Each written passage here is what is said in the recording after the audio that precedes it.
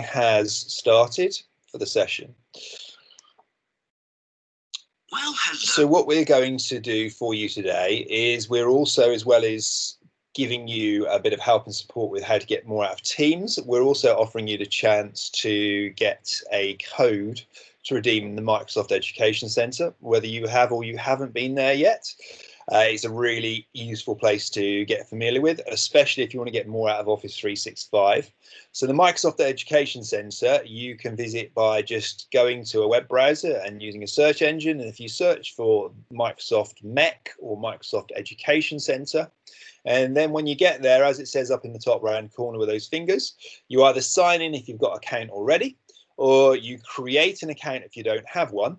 And then towards the end of this session, I will give you a redeem code where you can then pop it into the MEC and you can become a certified MIE for the Microsoft Teams training we're going to do this afternoon. So as far as benefits to the MEC go, it helps you with handling the information that you're going to need in order to be successful in using the platforms. It helps you also develop your own skill set. And then when you complete courses, you can become a qualified MIE, normally 1,000 points, but you just need to do it by staying with me this afternoon. After you are a certified MIE, you can think about whether you want to submit your application to become an MIE expert. Turn It On will be running a program to support MIE expert applications, and I'll be beginning that in January. More details will be released from Turn It On in December on that. We will then work with you to submit your SWAY application, and what we will do during that time is give you a broad palette of different areas that you can incorporate to hit the criteria that Microsoft would like you to have in order to become an MIE expert. Once you've become an MIE expert, there's various other avenues open to you. So you may think, well, I'd like to do some work with other schools, and you can become an MIE trainer or you can become a master trainer. If you really want to, you can put in an application to go to E2, and E2 before COVID was hosted somewhere around the world each year, and Microsoft footed all the cost of you getting flown out there. So I'll give you the code for that towards the end of this session. What we're going to focus on then is how to look at now. We've got Teams, it's in our school, we've started using it, but we're going to think about how we can be more strategic in that, how it could help to drive the school's vision for improvement. Also, where are some of the features that maybe we haven't tapped into yet that are going to be more useful to classrooms, or it could be if my role is in the administration office, they might be useful there. So we're going to have a look at the actual structuring of those teams. We are going to touch on whether you're using Teams for classroom teaching every day, whether you have to use it for blended learning or you are going to a distance learning scenario. We'll talk about how it could be used for pastoral and mental well-being. And then we will come to look at some of the features in there, and we've touched upon them in a shallower way in some of the previous sessions, but we'll have a deeper dive this afternoon. And as always, there'll be plenty of points for questions. One of the questions that I get frequently and people ask me is, well, how on earth do I get people onto it, be it a parent or a pupil or a member of staff at home? So not every member of staff has a laptop even. And it's lots of different avenues into getting to Microsoft Teams. You can use it in a web browser on pretty much any device that you pick up. So as long as the device can connect to the internet and you can get onto the web browser built into that device, as long as you go to office.com and you sign into your Office 365, you can get to Teams. If you are lucky enough to have a Windows laptop, either it's your own or it's one supplied through the school, you may have a Mac at home, your school might have Chromebooks, it's web only on Chromebooks at the moment, but the Mac and the Microsoft computers have a dedicated app that can be installed as well. If parents can't afford the luxury of a computer at home and they've got a tablet or they've got a mobile phone even, because I understand it's times are pressing and money isn't always plentiful, it will work as well on those tablet devices, and there is a dedicated app on Android. There's also a dedicated app on iOS for Apple devices. So it's best to use the app. It tends to be an easier experience, but there's nothing wrong with using a tab in the web browser. I have occasionally seen people at home hit the cross to close down that tab and they've dropped out of Teams. But on the whole, it's not too much of a bother either way. The most reliable web browsers are the ones that I've got in the right hand side there. So the new Edge browser, not the old Edge browser. The new Edge browser is built on something called Chromium, and it has that turquoise blue E, whereas the old Edge browser had a solid blue E. So if you haven't had that upgraded yet, get a support ticket into your company and you can get that rolled out. It's much better, and it's got all the features that will make Teams come to life. You can use Google Chrome, or if you're working on an Apple device, you can use a Safari browser. That wasn't supported until the spring, but now it's fully supported. So there's lots of ways to get people into it, and they might be governors joining a meeting on Teams. They could be parents joining a parents' evening if you're running it over Teams. It could be a pupil accessing work because you've gone into a local lockdown, or you've got a year group out as a bubble closure, or it is just that member of staff that the school can't afford to supply a device for, but they do have an Android tablet at home. Well, yes, they could still get in and they could join a staff meeting, or they could get to a resource for their work. So there doesn't have to be a massive barrier to accessing the information that's in Teams. Just as a quick discussion with you, how have you found access to devices and people getting into Teams?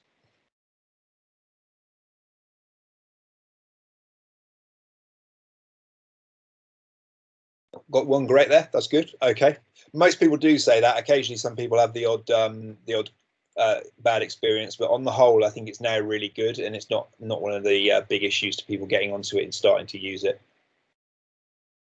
Okay, we'll move on. So the features that have come out since COVID have been massively accelerated by the current climate we find ourselves in.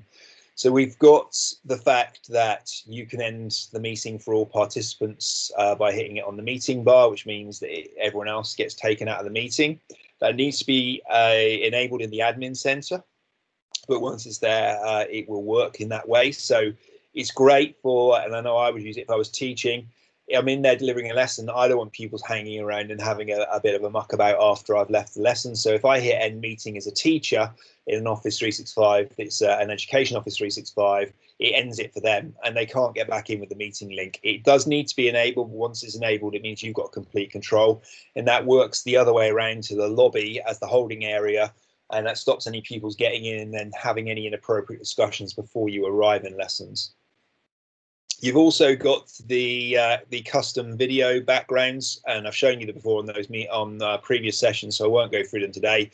But it allows you to swap backgrounds around for whether it's professional reasons because you're meeting a parent, or whether it's for educational reasons because you're delivering a lesson. Actually, you just like to make it fun and enjoyable for the pupils, although you're not there with them, and you decide to put a background behind.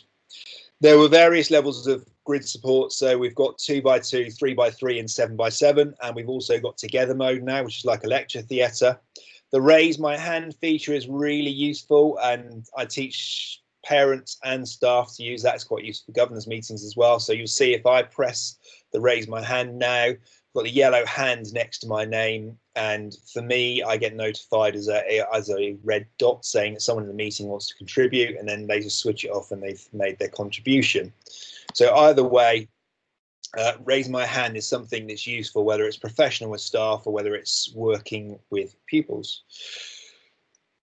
The class insights tab is quite a useful thing, and I'll show you that today. Actually, the class insights tab is a place where you can go to get just that, an insight into what's going on with the usage in your class team. You can find out how much time pupils are spending on different resources, how many hours they've spent in meetings versus how many hours they've been working on a document and assignments. So that is a really useful way for you as a class teacher or a leadership team in a school to get some insight into what's going on and how much Teams is being used. One feature that's going to be quite useful, and it isn't there just yet, is that breakout rooms will come in October. And when breakout rooms come, you could have a meeting like we're doing now, and then you might say, whether it's, let's say it's a lesson, and in that lesson, you start out with all the pupils together, and this would be particularly useful if you had a distance learning scenario and partially useful in a blended learning scenario. And then you want the pupils to go off and work in table groups, but you haven't got them with you, so that's a bit more challenging to do. Or you could have breakout rooms set up in, let's say we're looking at the Victorians, and we're going to look at Victorian housing, Victorian culture, Victorian food, and each of them goes to a separate breakout room. And as a teacher, you can go to those breakout rooms. You will leave the main meeting when you do, but the pupils should be all out there in the breakout rooms at that point. And you can move like you're moving between tables in your classroom, but you go between the breakout rooms. And then the discussion and the work is focused between those 3 or 4 pupils that you've got in a breakout room. You obviously need the trust element there, because you need to know that they're not going to mess around when you're moving around the other rooms. But it's a feature that will be coming, and it will be there before Christmas. So breakout rooms you will see appear, and when they do, we'll try to add it to our training roster so that there's some awareness for everybody as to how to use them and how to get the most out of them. So there's been quite a few new features, and one of the things I wanted to make sure is that everybody was aware of that. With the meetings features like the grid views and also the together mode, so forth, you need to have enabled the new meeting mode, which you can do by clicking on your name or your initials in Teams in the top right hand corner. That's not in the meetings window. You need to be out of a meeting to do this if you haven't enabled it. Then you go to settings, and then under the general tab there's a little square tick box that says enable new meeting mode. You'll need to restart Teams. Once you've done that, you'll be able to get things like meetings in a separate tab as a pop-out window, and then Teams can carry on being used completely independently at the same time. So if you're having a video meeting with someone, you can still get to another resource in Teams if you needed to check it or access it or reference it when you were discussing things. So as far as new features are concerned, they're gone. The next part of it is talking about how Teams can be discussed in the wider staff, but also in the wider community. We will have begun that process with the DFE project with parents. We may have held back with governors, or we may have just gone in feet first, but it's really important to always discuss about Teams as it's one hub where everyone is connected, whether it's for teaching and learning and curriculum aspects, whether it's for staff and they're undertaking professional development. They could get access to professional development. They couldn't go and attend on site. They could tap into courses. It's also really good for that pastoral element, whether it's building staff community. I was in a school last week, and they wanted their school to still have a meeting about, they had an ongoing project they started before COVID, which is about reducing plastic waste. And one of the pupils had raised a question, well, it seems like now COVID's come along, we don't even consider plastic waste anymore. We're throwing face masks away, waste plastics seem to be mounting up everywhere. So they wanted to get all their pupils together and have a eco-council meeting, but they couldn't get them together physically because each class is in a separate bubble. So what we did is we've now started a dedicated team for different school pupil groups to meet. And then we've created channels, and one of those channels in this school was the Eco Council. And now the Eco Council have got a dedicated space where they meet. The pupils come onto Teams, they discuss with each other, obviously with a member of staff there working with them, but there's still a ability to build community in whichever way forth. The same as the flip of that, as I guess, is if you are going to use it for parents' evenings, and we seem to have an increasing amount of schools using Teams for parents' evening, where your parents are then accessing a teacher to discuss the progress of their child and their pastoral support, and making sure that they can still get that time with the teacher, but it's just over video conferencing via Teams. The research and collaboration one doesn't always happen in every school, but I know I've got some staff in schools that go out and they have an outreach element to their job. So if you're doing that, you can still fulfill that over Teams. But then you've also got the ability to bring staff together and make sure that the staff are unified. And that if you have got staff at home self-isolating because maybe they've got a member of the household is waiting for a test result, or at the same time, you might have somebody who's just got to stay at home and stay protected because of a health condition. Well, they can come and join in, and it doesn't have to be just for formal staff meetings or subject meetings or moderation of work or whatever you're going to use it for. I've seen some really nice socials happen, and it's not the same. I know it's not the same, but happening over Teams where a member of the leadership team has said, you know what, we're just going to get together. Everyone's going to make sure they've got a cup of tea in their hand and a slice of cake, a biscuit, piece of fruit, whatever you like, depending on whether you're dieting or you've gone to hell with it. And we're just going to have a natter. And yes, we're going to have to do that over Teams, but actually we've got it all set up. We can all get to each other, and we can be more of a community. We can get together, and we can be together, although it isn't quite the same. One day we will be together face to face again. The other way to talk about Teams is that everything is connected in one place. So you can see on the left of that diagram, you've got all of the Office 365 apps, and those will be some of the ones that you're accessing quite regularly, depending on your role. Then you've got the features that Teams can bring. So most schools yet haven't used calls, but certainly they're using chats in the different teams. And then down the bottom, you've got the third-party pieces of software that plug in, like Flipgrid. But then on the right-hand side, you've got all the true third parties, such as if you use Kahoot for questions in class and you're using it for quizzes, well, Kahoot can exist inside of Teams. So talking about that Teams hub is the one hub for everything being connected. It really is, because as it goes on, I had a meeting with Microsoft this morning and they talked about how many new partners they're looking at bringing in to those third party areas. And there's some quite significant platforms that primary schools would use that hopefully will become available very soon, so that you don't have to have pupils wandering off to a separate tab in a web browser, or you don't have to be sharing an email address with them. You just have Kahoot or whatever it is pinned at the top of the class team, and the pupils click on it and then they're straight into the Kahoot exercise. And when they want to come back out, they just click on the class team, and they haven't had to get lost in that journey. And even with those younger year 1 to key stage 2 pupils, that's quite a straightforward process. As far as creating teams, we had a lot of people prior to this session say, I'm still confused. Yes, we've had teams set up through the DFE project, but I'd like to know what's the best way to create teams beyond that. I've got access, I can do that now. What should I do? Well, the best way depends on which educational phase you're in. Some schools, if you're a primary, we would still recommend having a single team for each physical class in the school. But if you're in a secondary, we normally advise going about it a slightly different way, where subject and then the channels do get used down the side, because each subject and each year in each subject and then each set has a separate channel. Such as if it was science and it was year 7 and I had set 1, 2 and 3, I'd have science 7.1, science 7.2 and science 7.3, and then the students in the secondary school or the teachers only see the channel that's relevant to them. In a primary, we advise against that, because it can get quite overwhelming for pupils if they start to see, for instance, all the subjects listed down the side, because they get confused as to which subject they're in. And that's why we advise, and Microsoft advised, to keep it as a general tab only. So one of the things I wanted to jump out of the presentation and quickly go across and just show you is how that might look for various different functions in the school, and then we'll jump back over again. But while I do that, are there any questions so far? Anything else that you've got that's come up from what we've been through so far? Nope.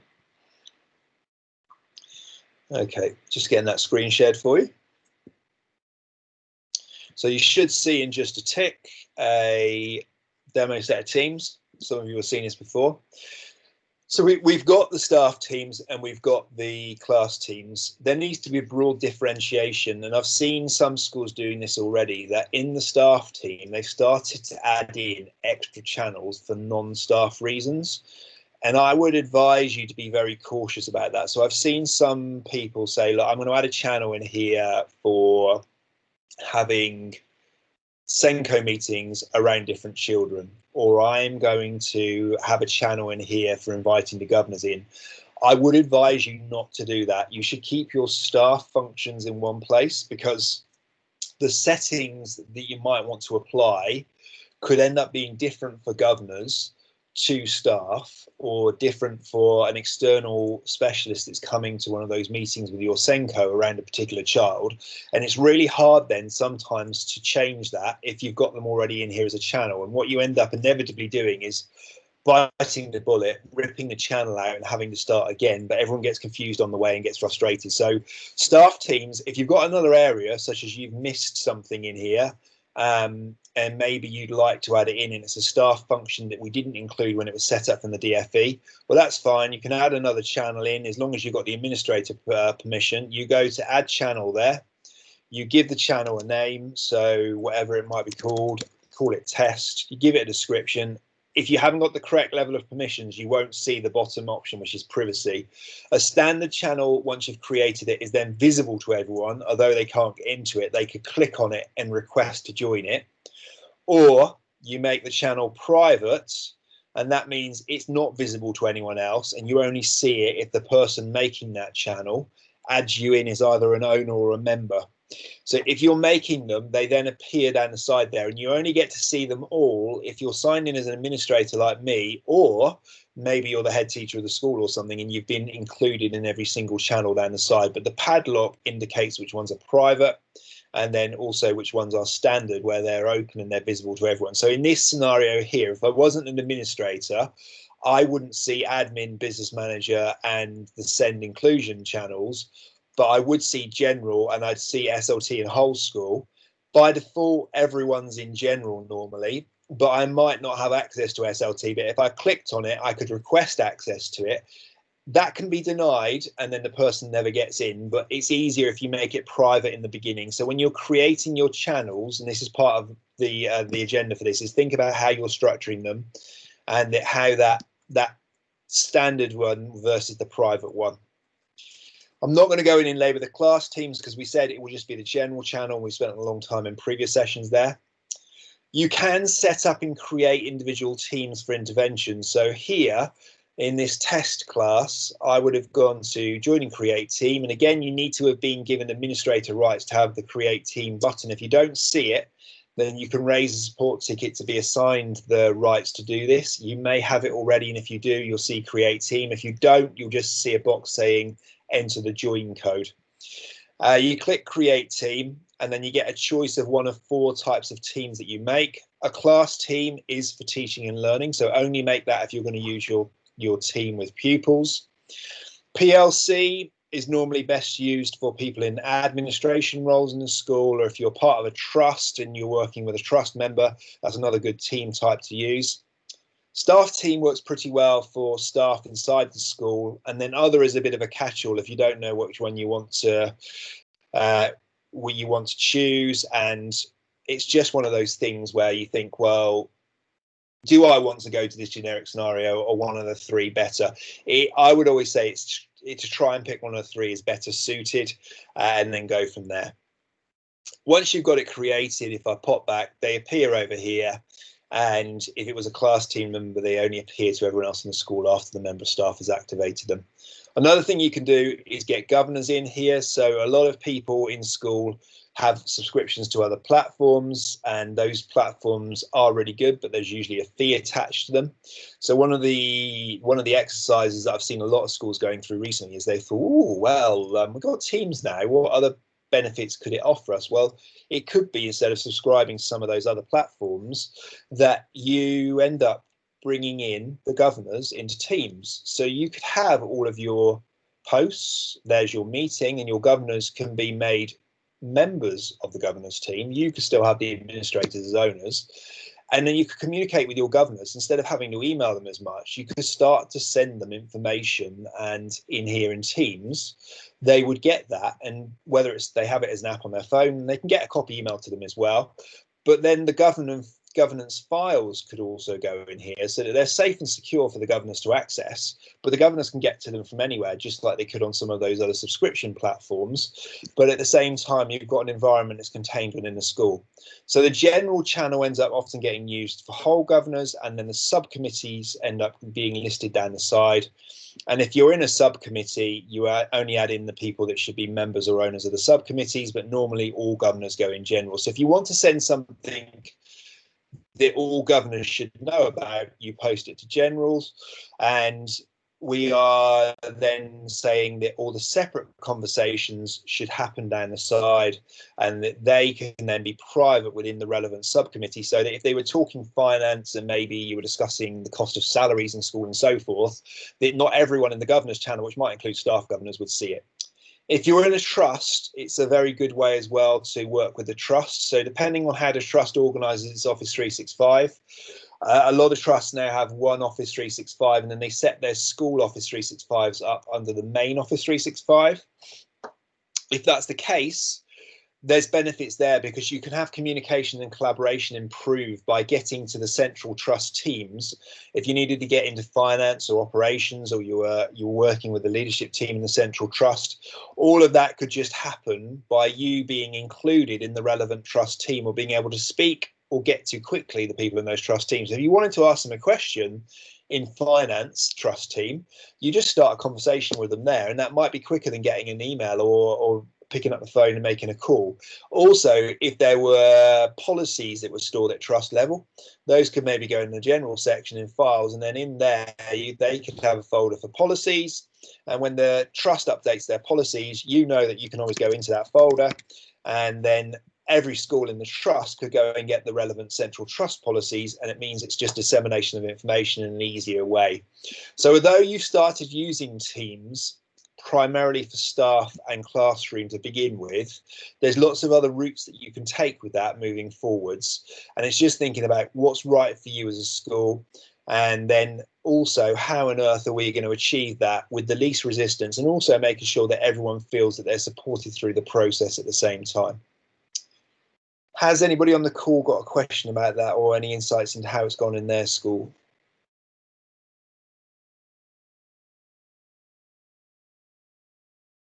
See someone's typing a question. Early days, but all good. Yeah, I completely understand where you're coming from there. There is a lot to get your teeth into, in that pacing yourself is as important as anything else. There is no point overwhelming people or yourself and then suddenly finding out you're going backwards because people are becoming disengaged or they don't find that they can use it. Right, so if we go back over, I think I'll go to the staff team for the next part. We said to you that we would show you some of the other features in Teams, and actually one of the things that's probably best just to clear up, because we're not going to spend long in class Teams, is there's the Insights tab over here. The Insights tab can be added in by pressing the top plus button, and that will give you all of the apps at the top. When you get the top plus button, it gives you not only the Microsoft apps, but it also gives you all of the other third-party apps for all the companies that Microsoft have currently developed links into Teams with. That grows all the time, so it's worth checking. But if you search in here for Insights, you will pick up the Insights tab there. And then if I hadn't already saved it, the option down here, I will resave it then. It's saying also click, I want to save that again. And then I've got Insights in there. It's come in twice now. It will then load up what I've got going on in the way of usage inside of my class team. Now, this is a bit of a weird one because I don't necessarily have a lot of students in here working. But what it will do at the top there, it will tell you active hours, who's been in and out, what's the most frequently visited resources as graphs and charts at the top. But then down here for your assignments as well, you can get a very quick overview beyond the grades and the assignments that we've looked at previously in other sessions, where you can see, well, who's done the assignment, who just viewed it, who turned it in, who's had it returned back to them. So for you, it's a really good way for you to get an overview of what's going on. And if it doesn't load enough in the first instance, you can load up other assignments that are hidden underneath there. So you can get a bit of a view about what's going on in your classroom. The more you use it, the more data goes in, the more graphs and charts and tables you get of information. My one's a bit sparse purely because we haven't got a lot of demo students in here using it. If you want to add in any other apps in there, you also do it from the same place. So if I had a subscription to Kahoot and I wanted to use it, I could click on Kahoot and then it would pin Kahoot in along the top, and I just get a bit of a description about it. If you're already using Kahoot, you're going to know what it is. You click add. I won't do it because it will clutter up even more along the top here. But once you've got Kahoot, it will then pop it in there so that pupils can get to those commonly used apps. And as a teacher, you tend to curate those apps based on your class and your year group. And you're going to have different apps that you're going to use depending on the age of the pupils, but you can help them be in one place. If you know that regularly you're going to ask them to go and use Word, well, you could pin Word along the top there. So it makes it easier for them to go and pick up Word at the top rather than having to go from the app launcher on the side. So there's loads and loads of different ways that you can get those apps in familiar in one place. Just going to pop back over to the staff team.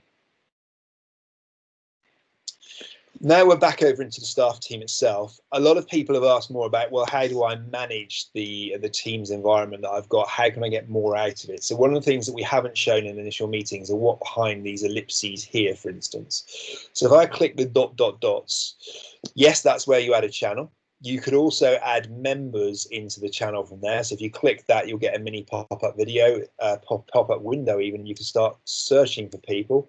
So there is somebody that's a dummy head teacher. You click add, and then it would add them into that channel because I'm doing it there. You can leave the team you are in. So if you don't wish to stay there, you can exit it. For pupils, they are prevented from doing that, so stop them leaving class teams. But for members of the staff, you do have the right to do that if you want to. You can go ahead and edit the team as well if you want, and you could also get a link to the team too. So if you want to just get a link to get you straight into the team, it's a very, very long, like a URL for a website. But if you pasted that into another area or into a email address, as long as they were somebody that was already added as a member or an owner, and they click that link, they could get back into this team. It would just open straight up into Teams in a web browser or in the Teams app if they've got it installed on their computer. You can, if you've got admin rights, delete the team, but that's another reason why we say that there should be only a limited amount of people in the school that have admin rights. You do need them, but with that admin rights comes a great deal amount of power, and also the possibility that if you do get a bit click happy, you can do a lot of damage quite quickly. So if you're ever unsure, with the DFE project, you've got a year's worth of support through that funding anyway. So don't forget, you can raise support tickets with us if you're not sure of something and get that support that way as well. If you've got an IT technical consultant from Turn On, you can also raise a ticket for them if they're visiting you. I'm going to go into manage team next. A lot of the time, the schools that we've worked with have got a sync tool which syncs the data from the MIS system into their teams in their Office 365. What that does is it creates you a user account in Office 365. That could be used for things like email, but that also then makes sure in that sync it attaches you to the correct team, whether you're a member of staff and you want to join into the staff team, whether you're a member of staff and you actually are a class teacher and you're maybe year 5, it attaches you to the year 5 class team. So that is taken care of broadly, automatically, as long as you've got the sync tool. But if you've got no sync tool, or actually the sync tool is something that you didn't get in the first place, you'll need to be managing your teams manually. So you've got the options down here to see you've got members and guests and you've got owners. And at any point you can change their status. So you can downgrade an owner to a member, or you can go to a member and do the exact opposite and upgrade them to an owner at any point. So if they're a member of staff in your school, maybe they've been promoted to deputy head or something, and they now need to actually have admin access to this. That's quite easy to do. You don't have to go through any process of removing them and adding them back. If you need to add a member, just like the way I showed you a moment ago, this is a second route to the same thing. You can add them in there, you search for them, and it will then search anyone in your Office 365 and you can add them in.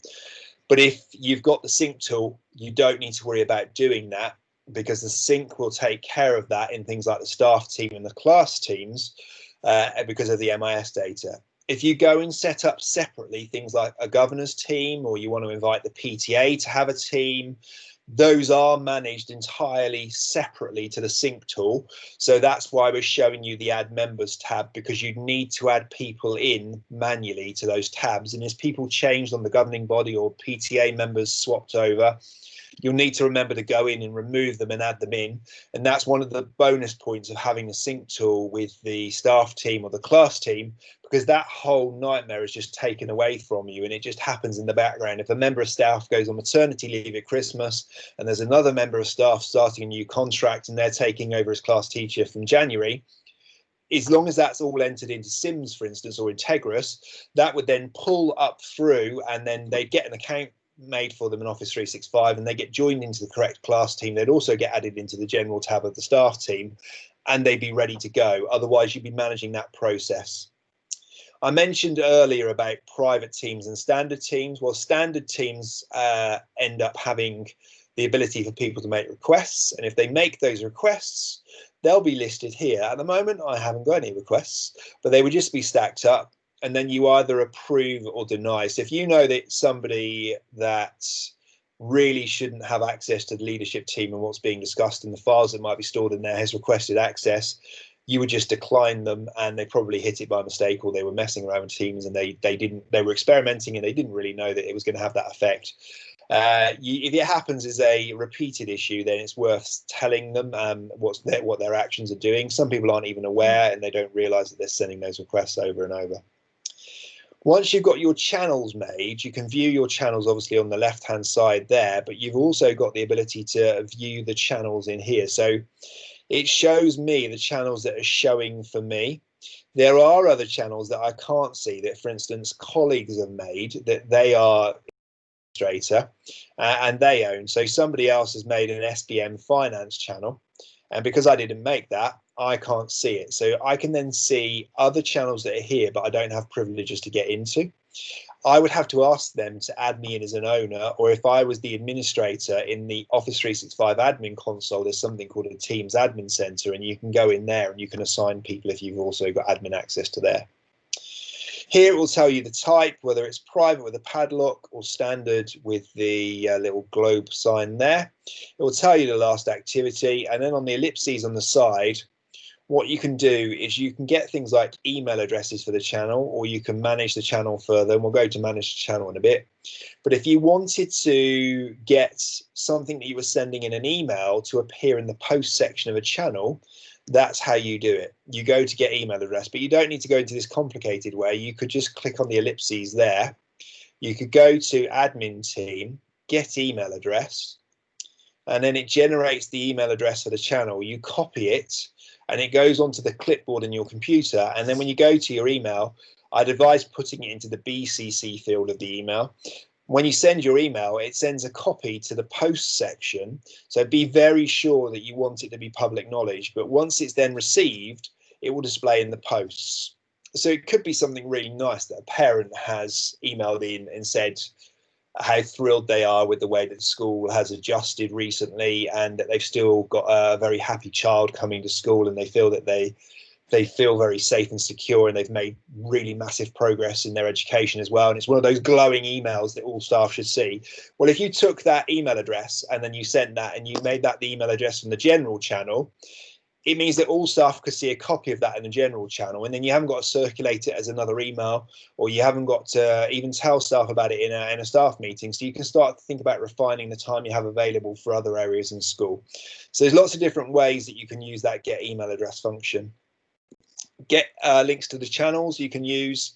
Connectors I won't cover in this session. It's an even more advanced feature, but it's something you can dip into if you want to get even more depth with Teams and the way that you can connect to other apps in Office 365. People will go, well, you set it up for us, but I'd like to have a bit of customization, please. So yes, you can change your pictures from the ones that we give you by default. If you haven't done it yet, there's a whole stock set in there that you can go in and change your pictures. You can also change the name of your team there as well if you wish. So both those things are possible from there. You can change, if you've got admin rights, you can change the permissions for members. So this is where we gave you some options when we did the setup for the Office 365 and Teams, if you were through the DFE project, about if someone's a member, do you want them to have the ability to update channels? Most of the time for staff in schools, that's unticked if they're a member, and it's only ticked if you're an owner. And things about being able to create private channels, that if that's not ticked, where I showed you earlier about creating a team and creating channels, that's where you don't then end up seeing the standard private button. Adding and removing apps is where I press the plus button, and we've been adding apps in, like the Insights tab. Also taking apps off. All of those options are there. So it's about what you want to allow people that are members to have permissions to do. You can have it really restricted. So yes, they can be in there and they can use the setup product, but they can't structurally change it and mess with it. Or you can, if you think everybody and you're in a really small school and everybody's really responsible, you can relax that a bit and you can give them permissions to do certain things. It just depends. So the options are there for you. One of the other things that you can do is allow guests to have access into your teams or your channels. By default, if you came through the DFE project, it's unticked and off. If you needed to, for instance, have a Senko or an Ascend channel where you knew you were going to have the local social worker joining in and looking at different posts or looking at files for pupils, just be very sure, because although they'd be limited to that, they would see absolutely everything that was discussed in the post for the channels. But unless you tick that button there, you can't invite somebody that doesn't have a school email address into a team or a channel. So you can invite guests into channels.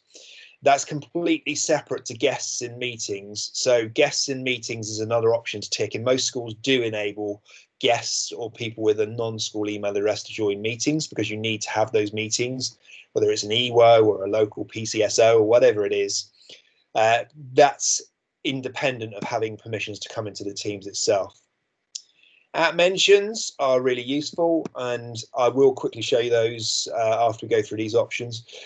At mentions are where you tag someone, but it draws them in and gets them to understand that part of the communication. And you can do that by dragging them physically into a comment or a post by putting their name in, but it gets associated with their email address or their account in Office 365. I'd recommend putting at mentions on for staff, absolutely.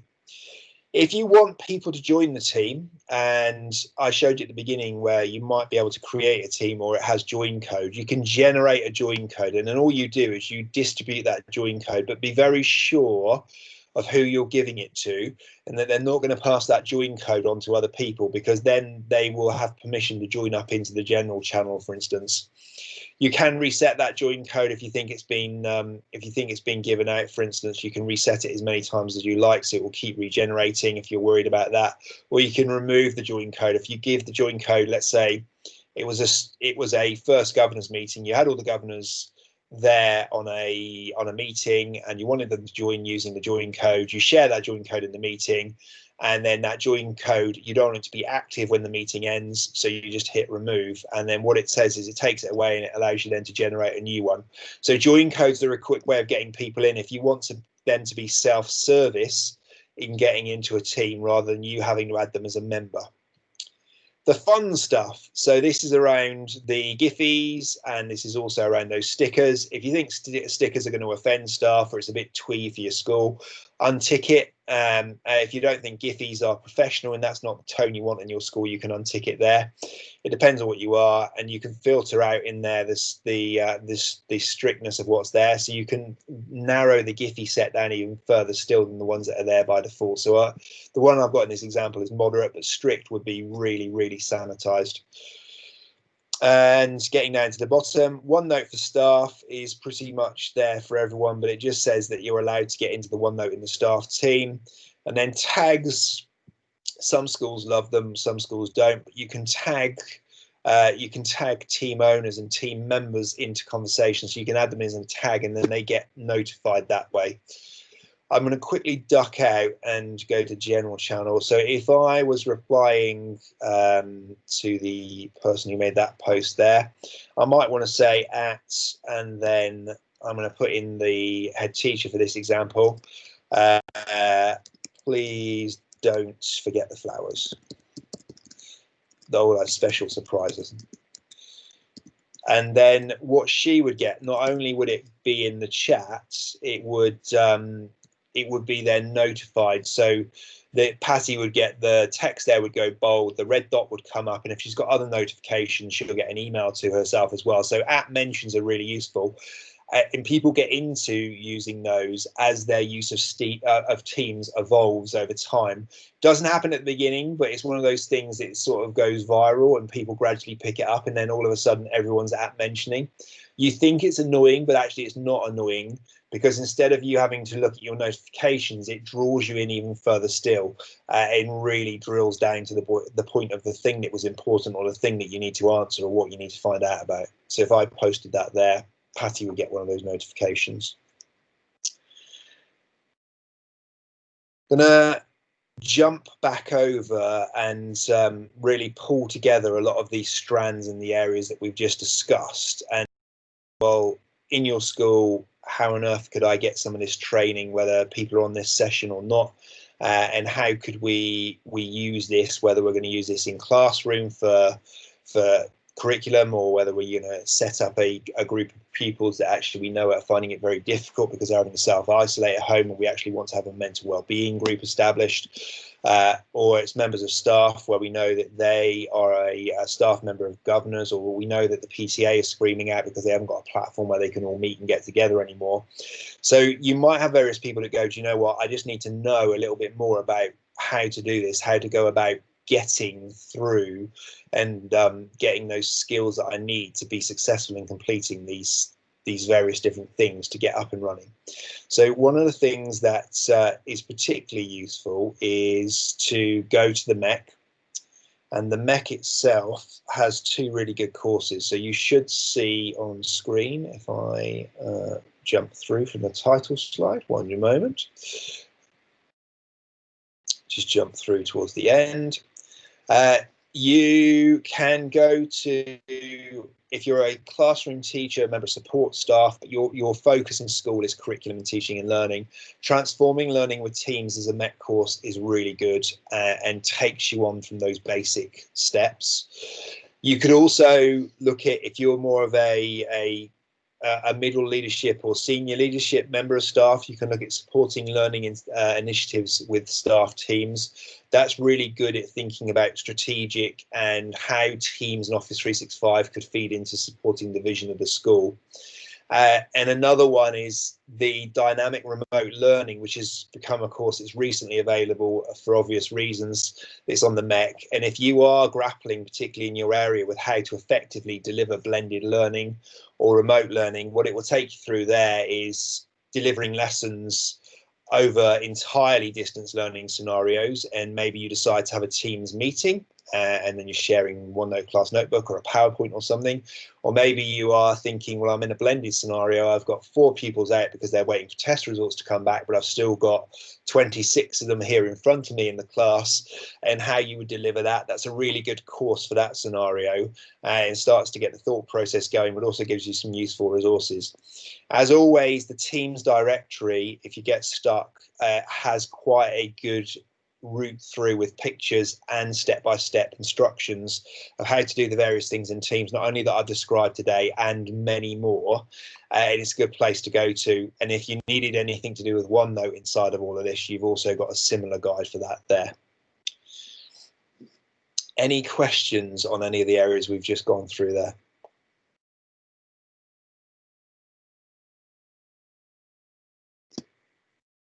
Nope. Okay. So if you're logged into the MEC or not, one of the things I'm going to do next is I'm going to share the MEC code so that you can redeem